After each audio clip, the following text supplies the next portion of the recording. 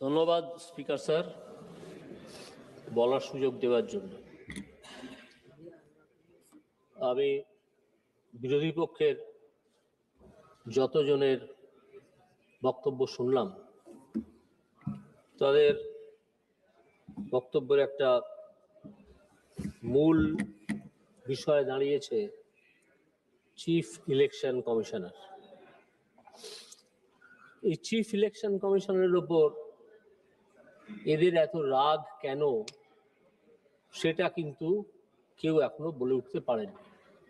Chief election commissioner কি করেছেন কেউ যদি একটু বলতে পারেন, এখনো তো কেউ কেউ বলবেন, কেউ যদি একটু বলতে পারেন তাহলে একটু জ্ঞান সঞ্চয় করতে পারি যে চিফ ইলেকশন কমিশনার অমুক করেছেন তমুক করেছেন, মিসকন্ডাক্ট করেছেন। আমি বিরোধী নেতার বক্তব্য মন দিয়ে শুনেছি, বিরোধী নেতা বলে কথা, পরিবারতন্ত্রের অন্যতম মুখ, তার কথাও শুনলাম। তিনিও এই ইলেকশন কমিশনের সম্বন্ধে অনেক কথা বললেন, কিন্তু একটা কথা বললেন না, সেটা হচ্ছে ইলেকশন কমিশনটা 3 জন সদস্য নিয়ে গঠিত, একজনের নয়। এবং এনারা কেউ এখনো পর্যন্ত দেখাতে পারেননি, আজকে 2-3 দিন হয়ে গেল, তৃতীয় দিন আজকে চলছে সম্ভবত, যদি ভুল না বলি, যে চিফ ইলেকশন কমিশনারের অতিরিক্ত কোনো ক্ষমতা আছে যেটা দিয়ে তিনি অন্য দুজনের মত ওভাররাইড করতে পারেন। দেখাতে পারবেন আপনারা কেউ? এতজন তো এত রকমের চিৎকার করে চিফ ইলেকশন কমিশনারকে গালাগাল করছেন, প্রভিশনটা বদলে দেওয়া হয়েছে তার জন্য বলছেন অনেক কথা, কিন্তু আপনাদের মেটেরিয়াল কোথায়? মেটেরিয়ালটা কোথায়? শুধু হাওয়ায় গালাগাল করে যাবেন? সংসদে দাঁড়িয়ে যান ওটা পাড়ার চায়ের দোকানে গিয়ে করুন, যান বিহারে গিয়ে করুন। বিহারে জিতেছেন তো? যেতেননি বিহারে? নাক কাটা গেছে, এখনো নাকে হাত বুলোচ্ছেন।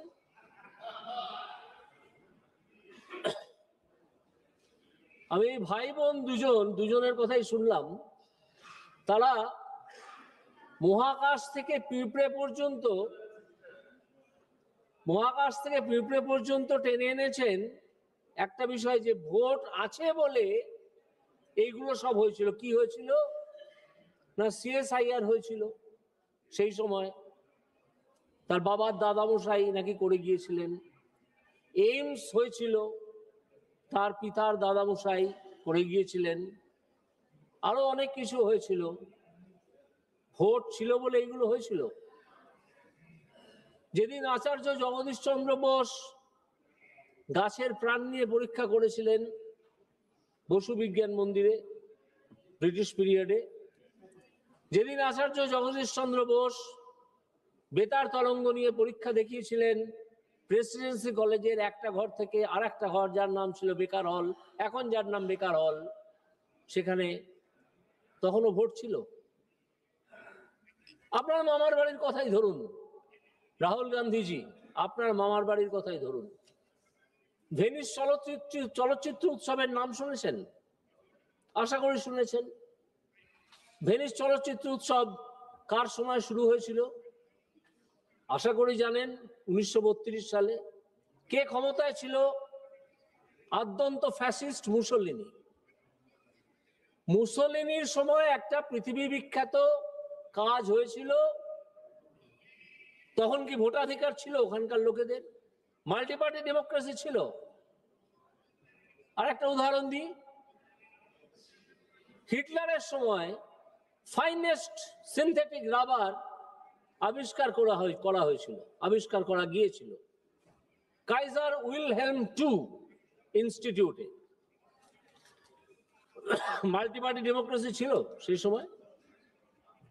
ভোটের সঙ্গে সবকিছু জোড়ার চেষ্টা করবেন না। একে তো গালাগাল করছেন, কোনো ফাউন্ডেশন নেই, তারপরে বলছেন ভোট ছিল বলে সব ছিল, তার কোনো তথ্য কিচ্ছু দিতে পারছেন না, বরং বিপরীত তথ্য আপনার চোখের সামনে একাধিক ভারতবর্ষ, জার্মানি, ইটালি তুলে ধরলাম, আরো ধরতে পারি, কিন্তু অন্য বিষয়ও আছে। আমি তো পশ্চিমবঙ্গ থেকে আসছি। পশ্চিমবঙ্গে একজন নেত্রী আছেন, পশ্চিমবঙ্গের মুখ্যমন্ত্রী। তিনি বলেছিলেন এসআইআর করতে দেবো না। দেখছি তো এসআইআর তো তিনি করতে দিলেন না। এসআইআর এর কাজ 99% শেষ হয়ে গেছে গতকাল, আজকে হয়তো বাকিটা শেষ হয়ে যাবে। কি ক্ষমতা আছে তার, তিনি এসআইআর করতে দেবেন না? কেন এসআইআর কে গালাগাল করছেন সেই কথা চমৎকার উদাহরণ দিয়ে এর আগে বলে গিয়েছেন নিশিকান্ত দুবে। পরিষ্কার জানিয়ে দিয়েছেন যে আপনারা বাংলাদেশ থেকে যত সংখ্যক মুসলিম আমদানি করেছেন সীমান্ত পেরিয়ে, আমি তার সঙ্গে জুড়ব প্রায় 432 কিলোমিটার এলাকায় আপনারা জমি দেননি, যেখানে কাঁটা তার বসানো যেত। সেখান দিয়ে একের পর এক বাংলাদেশিকে ঢুকিয়েছেন। এখানে নকল ভোটার কার্ড, আধার কার্ড, রেশন কার্ড, যা যা কার্ড হয় সব ছেপেছেন। ছেপে তাদেরকে নাগরিক বলে প্রতিপন্ন করার চেষ্টা করেছেন। আজকে তারা, স্পিকার মহোদয়, আমি তো আপনাকে উদ্দেশ্য করেই বলছি, তারা তো অনেকেই স্বরূপনগর বলে একটা জায়গা থেকে পালিয়েছেন। স্বরূপনগর থেকে পালিয়ে চলে গেছেন, যেখান থেকে এসেছিলেন সেখানে আরো পালাচ্ছেন। গতকাল পর্যন্ত ফর্ম ফেরত না আসার সংখ্যাটা দাঁড়িয়েছে প্রায় 60 লক্ষ। আজকে তো এটা আরো বাড়বে, আপনারা এমন এসআইআর করলেন কিছু ভোট কেন্দ্রে, যে 408খানা ভোট কেন্দ্রকে বলা হতে লাগলো অমৃত ভোট কেন্দ্র, যেখানে জন্মালে নাকি আর মারা যায় না। যেই একজন আইএএস অফিসার গণেশ কুমার সেখানে পাঠালেন বা ইলেকশন কমিশন সেখানে পাঠালেন, সেটা ধাপে ধাপে কমতে লাগলো, কমে দাঁড়ালো 2। কার এলাকায় সবচেয়ে বেশি এই ধরনের ভোট কেন্দ্র ছিল? যে ভদ্রলোকের এলাকায় ছিল তিনি এই সংসদের সদস্য, তিনি 7.5 লাখ ভোটে জিতেছিলেন। সেটা তদন্ত করলে কি বেরোবে তা আমরা দেখার জন্য অপেক্ষা করছি, যেহেতু মামলাটা হাইকোর্টে চলছে। সেই ভদ্রলোকের নাম, সেই ভদ্রলোক আর কত চোরের চামচাগিরি করবেন? চুপ করে বসুন। সেই ভদ্রলোকের নাম অভিষেক বন্দ্যোপাধ্যায়। তার বেশিরভাগ কেন্দ্র ফলতাটা ডায়মন্ড হারবারের মধ্যে পড়ে, যদি আপনি লোকসভা কেন্দ্র হিসেবে দেখেন। গতকাল একজন বিএলও, বুথ লেভেল অফিসার, তার বাড়িতে আক্রমণ করেছে কিছু লোক। কেন না, তিনি সঠিকভাবে কাজ করেছেন। ইলেকশন কমিশনের অফিস ঘেরাও করে ফেলা হয়েছে।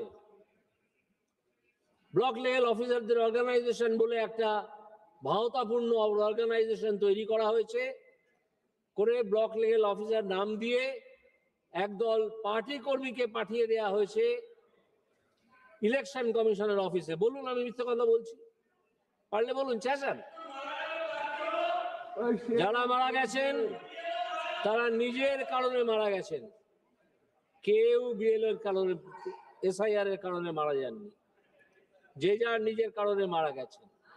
আপনারা একটা আত্মহত্যার নোট জারি করেছিলেন, একজন লিখে গেছেন বলে এত তাড়াহুড়ো করেছিলেন যে পরে জানা গেল সেই ভদ্রলোক লিখতেই পারতেন না।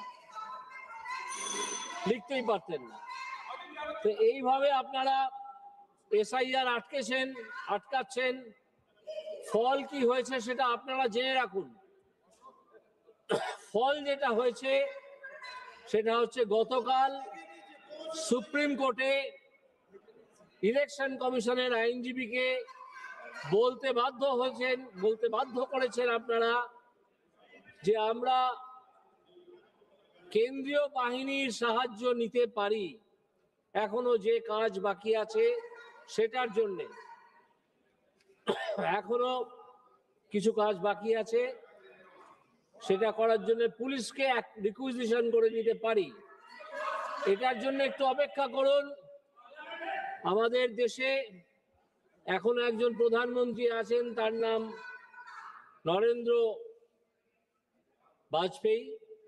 নরেন্দ্র মোদী, আর একজন হোম মিনিস্টার আছেন, তার নাম অমিত শাহ। তাদের নাম শুনলেই আপনারা কাঁপতে শুরু করেন,